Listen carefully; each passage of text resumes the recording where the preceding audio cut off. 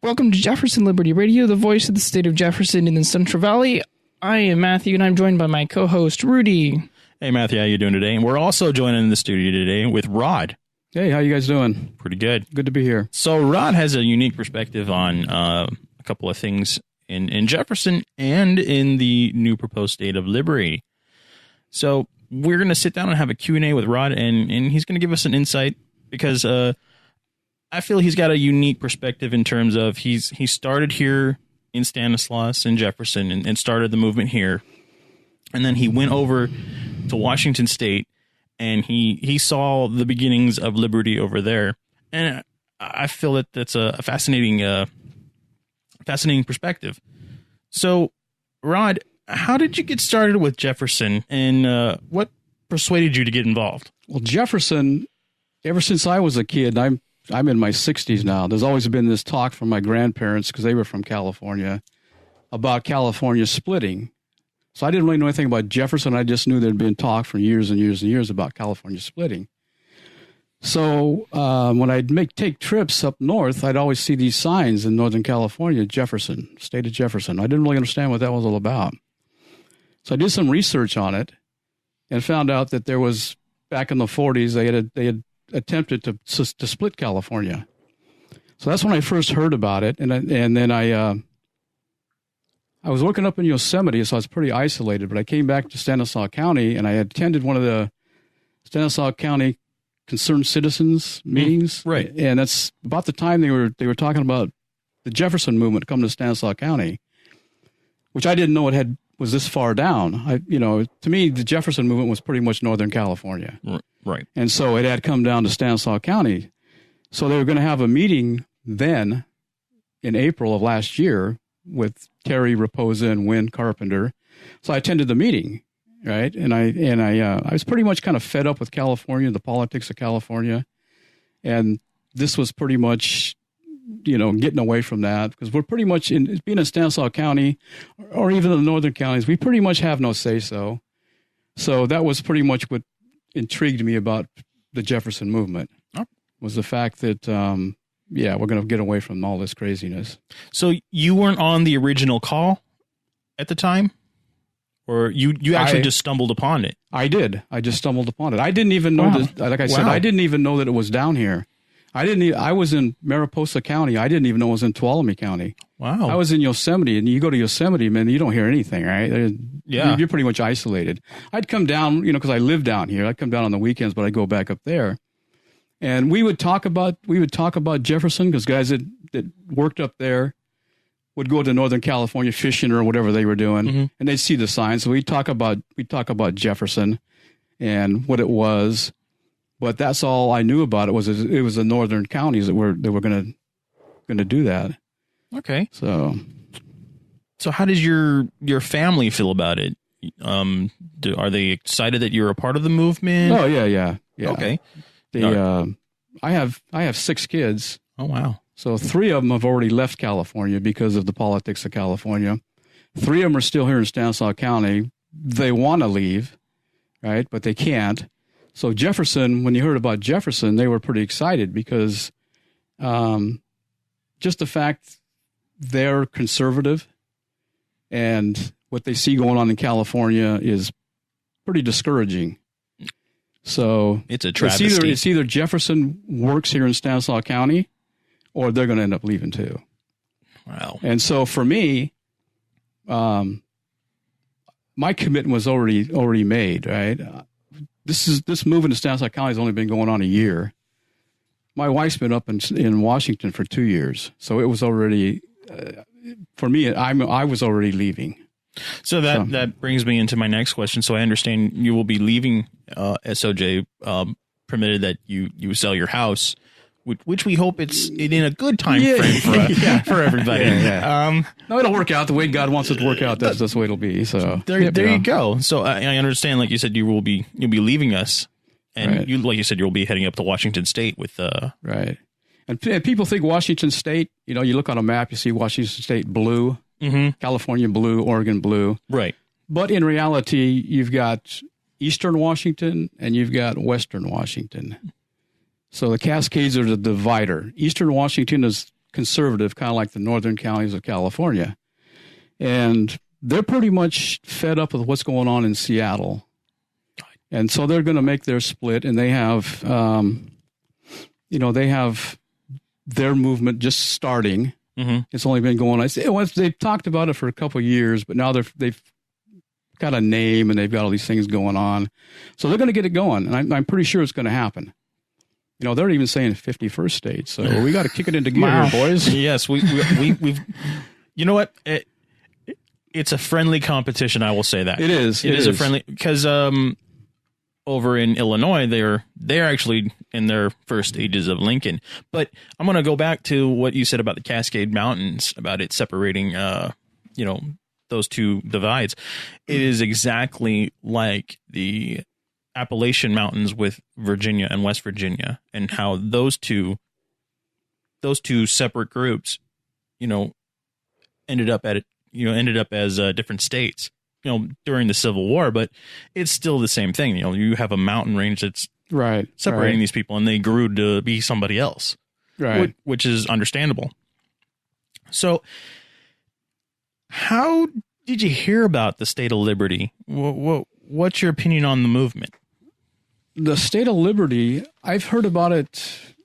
There's been talk of the split for a couple years. Mm-hmm. I actually listened to a radio show called Radio Free Redoubt, which is out of Eastern Washington. It's a podcast radio station. The host is John Jacob, which is not his real name. That's just the name he goes by.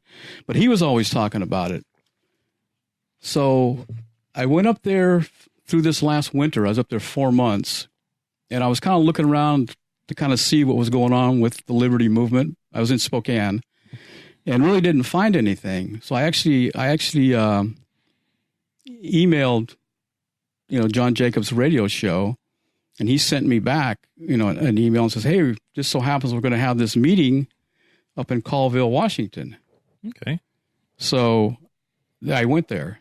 Yeah. Okay. And so that's where I pretty much heard it on his radio show. And then I listened to Matt Shea, some of his speeches, and he was talking about the split. And so that's where I heard it at. And then I went up there and I went to the meeting and I talked to some of the leaders of the movement. And yeah, they're going to get it going because they've actually got representation, in their state legislation. What? Actually, people listen to their constituents? Be still my beating heart. Wow. So that, I guess that segues into my next question. What would be the similarities of Jefferson and the Liberty movements? The movement is pretty much, the way I look at everything is it's just about liberty.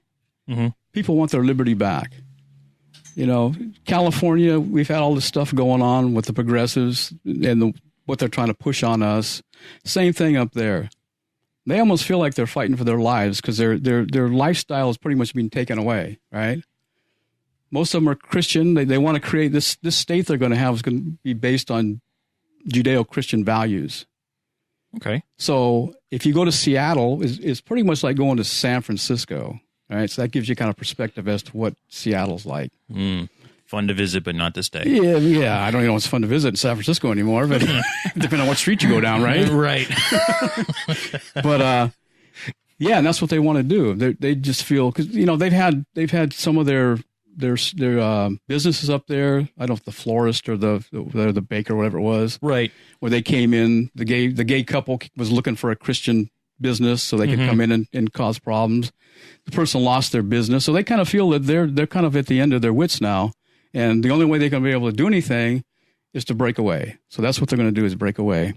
Wow. That pretty much echoes what we have here in Jefferson. It's exactly. When I went to the meeting up there, up in Colville, Matt Shea had a presentation and he had all these different things topics he was talking about. And he had a map of Washington. If you would have taken the map of Washington out and inserted the map of California, it was pretty much the same thing. Wow. So it's basically just about liberty is what it all boils down to. Now, who is Matt Shea? Matt Shea is a representative out of Spokane Valley. So you've got Spokane and then apparently Spokane Valley broke away from Spokane years ago. Mm-hmm. And so he's a representative. They call it the House of Representatives, but it's like our assembly here. Right. And so that's what he's a representative. Okay, good. And so he's pretty much leading this charge, and he's got other people with him, but he's kind of the guy that's pushing it all. Wow, so you actually have it starting in the legislature. Exactly, yeah. That's pretty cool. That is wow. So I guess that would be the next question is, what are the differences between Jefferson and Liberty? And I would say that is a very big difference. That's the biggest difference. They actually is the fact that they're gonna do it, try to do it through the Constitution, Article 4, Section 3, where Jefferson is, because of you have no representation here as far as anybody that's on their side. Right. So they've got to go through this lawsuit and all the the nonsense that's going on with that. So that's pretty much the only difference, mm-hmm. is the way the process they're going about it and the process that Jefferson has to go about it. The end goal is the same, liberty. That's right. what it's all about. Right. So then that brings me into what are the representative ratios in Washington State? What do you mean, what would be their goal? I mean, like here in Jefferson, our goal is, one for every 30,000. Yeah, I don't know if right now the population of Washington is 7.5 million, right? And they have 49 state senators and 98 House members. Okay. Right. So that's like one for every 150,000. But when they split, they're going to have 20 of the counties. The population of the eastern part where they want to split, that wants to split away, mm-hmm. is only 1.5 million people. So we're still within the realm of because one of the things I've read is that Congress won't, make a new state unless it is, has at least the same amount of population as, I think it's like Wyoming, and Wyoming has like 700,000 people. So they're in that goal area. Yeah, yeah. Which is nice. I mean, actually, it's pretty close to the Jefferson. Population-wise, they have about the same population as the state of Idaho. Wow. So actually, about the same. If about us Liberty would with 1.5 million would have about the same population as Idaho has right now. Wow. Most of the population is on the west, the west on the coast over there in Seattle and stuff. So that's where the majority that's how they seem to run everything, because they have all the population, kind of like here, Southern California and the Bay Area. Oh, yeah. Because we vote, but what does it mean? It doesn't mean anything. Jack. Yeah, exactly. Doesn't mean anything. Then this actually comes in, again, does it help to have an ear in the state legislature? And obviously. Well, it has to. I mean, of course. Because if you're gonna split a state, you have to have the majority of your state representatives vote for that, right? With the federal, representation too, to vote for that. So that's what's happening with Jefferson. Why they're going through the stuff they're going through now. They don't have anybody that's going to stand up for them. There's no representation at all for Jefferson. No. So they've got to do this lawsuit thing. Even the representatives in the Jefferson area, even the representatives exactly, basically just said, which is sad. Oh, right? it is. Which is sad. I agree. And I've heard them say that the representation tells them, "Yeah, we're all for Jefferson," until they get in there. Then it's a whole different story. Yeah. So I guess talk about a backstab right there. That's just politics, I guess, the way they play it. But it's sad when your own representation doesn't even really care what happens to your well-being. See, and that's the pretty sad part. We have to go through a lawsuit just to get California to the table, just to get them to the table and talk. When I was up at the meeting, in Colville, they were surprised. They didn't know that Jefferson had zero representation as far as on their side. Right? They had Matt Shea and they've had some other people that have committed to this liberty movement. Or Jefferson, it's been going on for 4 years, 4 or 5 years, still has nobody.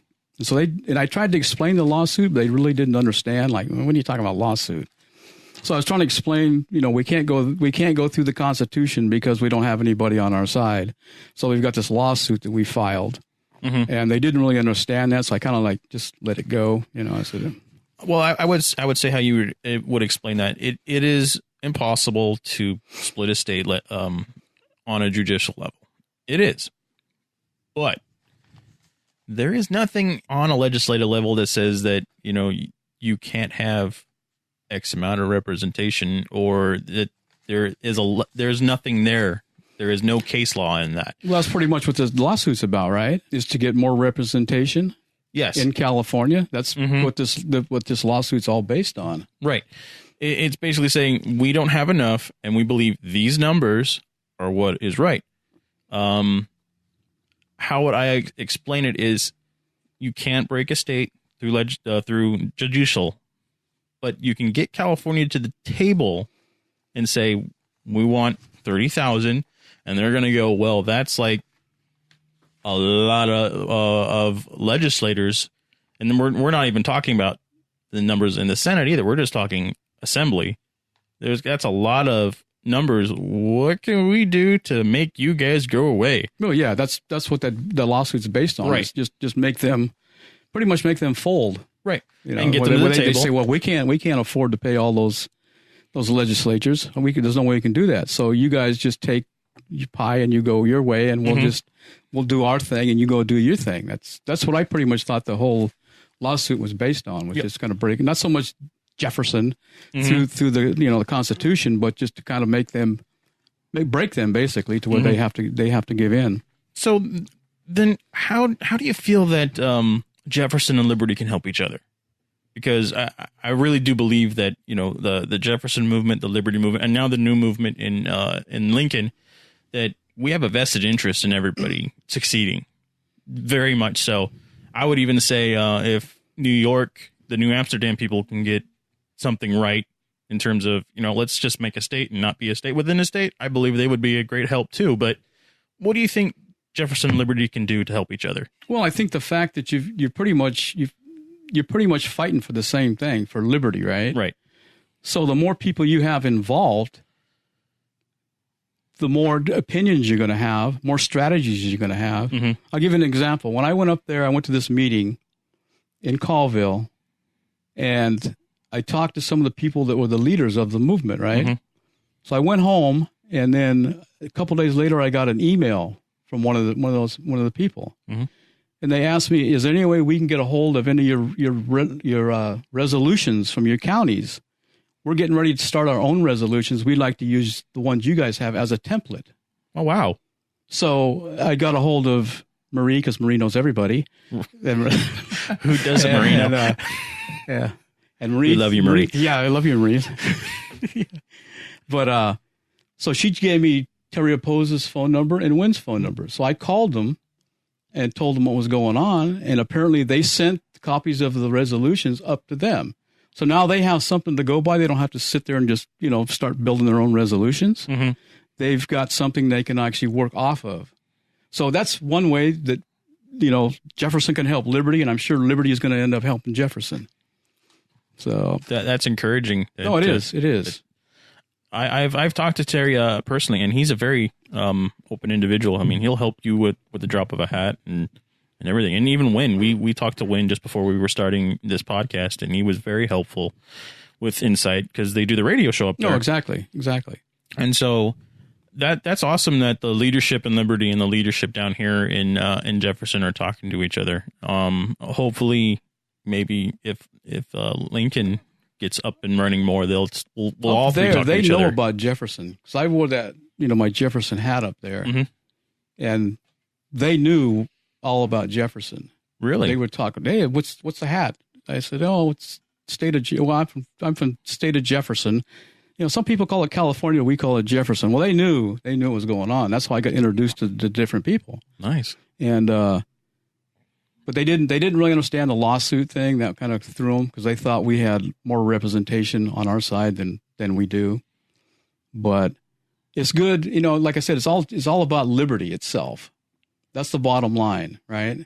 To get our freedoms back, to get back to our traditional values, and get away from all this nonsense, what's going on in Seattle and San Francisco and all these progressive places. So it was good to hear that. And then for them to acknowledge that and in fact, Matt Shea even said in his presentation, he says, "I don't care if we're the 51st state or the 53rd state. We just want our liberty."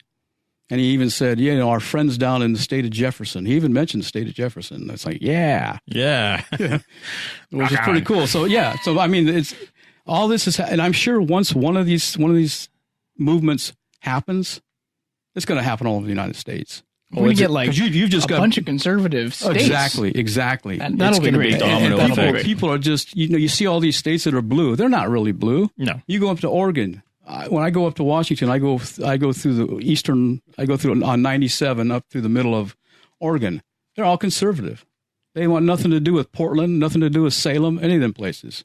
Well, I don't blame them. So I'm sure when this happens, they'll be breaking away. There's all kinds of different places that this is going on. Like you said, Lincoln and the other one, New Amsterdam or something. Yes, like you just said. That one's a bit different because of they think that. Is that northern New York trying to break away from? It's actually a lot of New York trying to break away from like 4 counties. That's like New York City area, you know, the Manhattan area, and then the rest of the state.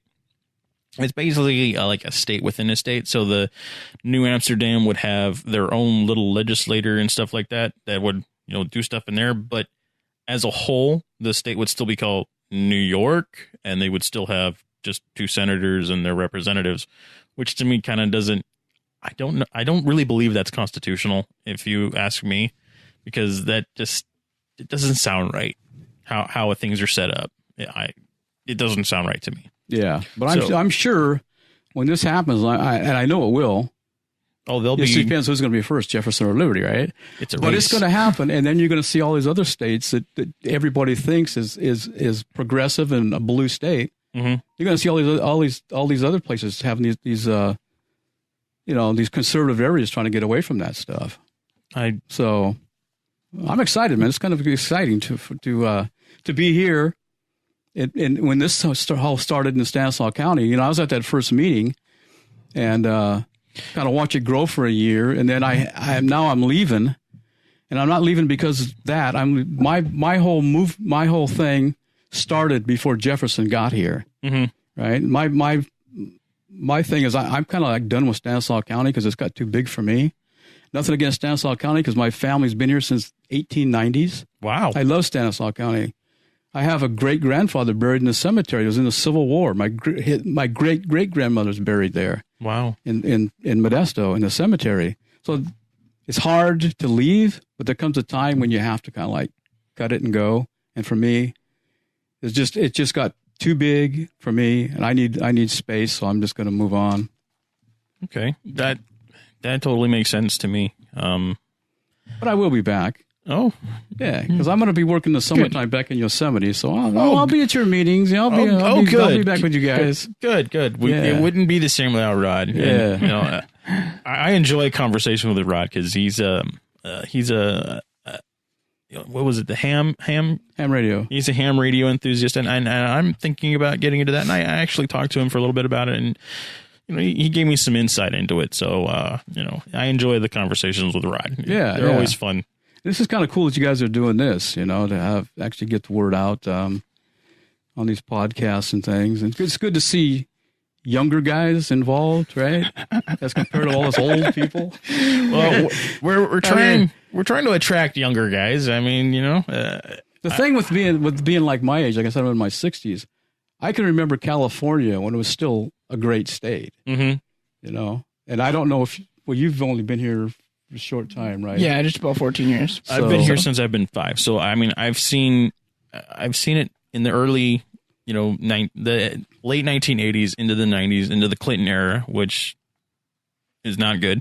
But into the Clinton era of the, you know, feel good, you know, it takes a village to raise a child crap. Right. You know, and California just, you know, with the sword going, charge, you know, we're going to do all that. And it's not the same state. And it's not. It's not at all. Yeah, and if you ask my dad, and if you look from, say, your dad's perspective and what I remember, this is a whole different world. Mm-hmm. I mean, it's not California anymore, even though it has the title California, and you still have the bear flag. It's a husk of what it was. It's nothing what it was. Nothing at all. So, well, thank you for coming on and sharing Liberty with us, and we hope to hear more Oh, you will. Yeah, I'm not gone yet. I'm still here, and like I said, I'll be coming back. And I mean, we have things called radios and we have phones. the interwebs. Yeah. I'm not too hip on that stuff yet. I'm an old guy, right? We'll get you there. We'll get you there. But if you do up there, and just keep us informed, and I just think people are finally they finally realize that everything is going away. Oh yeah, all their traditional values, everything is going away, and now it's time to make a stand. And this is what's going on. And like I said, I'm sure it's going to happen in other states. You mentioned Lincoln and New York. I'm sure there's going to be a whole lot more when this happens. So, and it was fun doing this. I mean, I'm not really much on doing interviews, but this was kind of fun. Well, and I'm enjoyed it, and I'm happy that you're enjoying it. Yeah. We should do more interviews. We should. Well, we'll definitely have to get you back at some point when you're back in the summer, maybe, and give us an update on the Liberty. I can probably call in and let you guys give me some updates, and you guys can post it on your. Yeah, that'd be awesome. We would love to have a call in. Hopefully, we'll be on the YouTubes, and we'll have video. Yeah. There you go. Yeah. Well, you probably don't want a video of me, but actually, you're a handsome guy, so don't sell yourself short. Well, anyway, it was fun. Well, thank you for coming on, and we really appreciate it. Yes, we really do appreciate it. Thanks for having me. All right, thank you, Rod. You're ready. Well, thank you for joining us on this episode. We love to thank Rod again for coming on in. That was a great interview. So, what do you think, Matthew? Yeah, that was fantastic. Yeah, I thought it was very enlightening. So, thank you for joining us this week, and we will be back next time with a rally up in Sacramento, the National Gun Rally. Hope to see you all there. This episode of Jefferson Liberty Radio was sponsored by OWL Certified Safe and Lock. OWL's offers locksmithing services and alarm systems for a range of applications, including burglary, fire, tamper, medical emergencies, and much more. OWL's has been locally owned and managed in Modesto for nearly 70 years. With thousands of loyal and satisfied customers, you can be sure OWL's will meet and exceed your needs. For more information, call 1-800-700-4780 or go to owlsalarm.com. That's ALSALARM.com. Thank you so much to OWL Certified Safe and Lock for sponsoring our show. If you're interested in sponsoring our show, head over to jeffersonlibertyradio.com or email us at sponsors@jeffersonlibertyradio.com. For more information about Jefferson Liberty Radio and to find out more information on the State of Jefferson movement, you can go to our website at jeffersonlibertyradio.com, or you could email us at feedback@jeffersonlibertyradio.com. We would love to hear your comments or questions. Thank you so much for listening to this episode of Jefferson Liberty Radio. Thank you very much. Have a good day. And we will catch you next week.